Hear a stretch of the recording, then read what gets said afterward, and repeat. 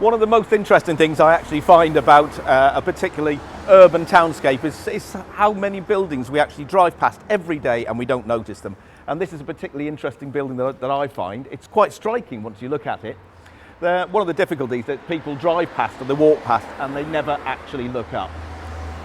This building dates from 1888. It's the original Tor Constitutional Club, which then became the Tor Unionist Club, and then became the Tor Conservative Club. The reason it's here is because of the 1884 Constitutional Reform Bill. In 1884, the franchise was enlarged dramatically. From then on, certain working people could actually get the vote. So we're talking about the franchise enlarging up to 5.5 million people. That brought a huge number of ordinary people into the franchise. It's most important to remember that it didn't include women and it didn't include 40% of the working class.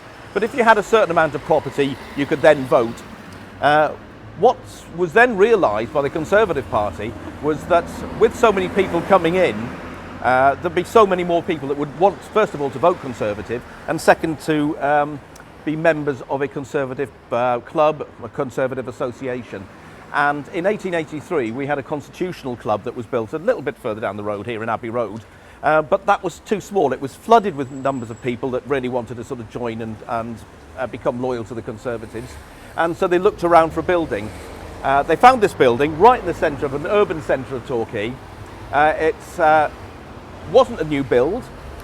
This is a conversion of a previous building that we don't actually know what was there. We're guessing it might have been a quite high-class lodging house. There are stables at the back, supposedly used by Agatha Christie. So they converted a building into this. It's Gothic, and it's important to recognise that when they actually took over this building, what they did was they developed it in the Gothic style. Now, the Gothic style actually means something. It was already the favoured architectural style of Torquay's Anglican and Tory middle classes. So they replicated this kind of Gothicism actually symbolises a number of things. It symbolises patriarchy, it symbolises authority, and it symbolises power. But it also symbolises conservative ideals around freedom, around individuality. And the other interesting thing about this building is that it was part of that construction of the Torquay middle classes.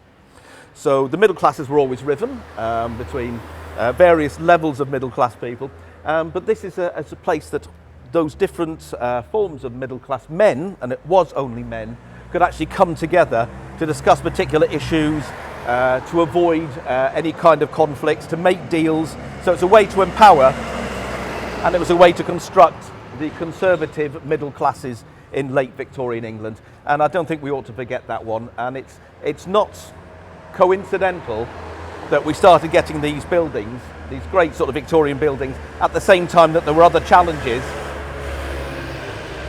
to the middle classes. We had the sort of rise of the working class, we had the sort of breakdown of the Anglican Church, and a lot more other churches and other faith traditions that were actually coming into Torquay. And 1888 was the year that we saw the Salvation Army riots in the centre of town. So lots of challenges, and I see this building as a way that an alternative to sort of the working class was actually constructed in Torquay. So let's not forget these urban buildings, and it's such a shame that it's in such a condition that it is, but I can always see that it's so striking.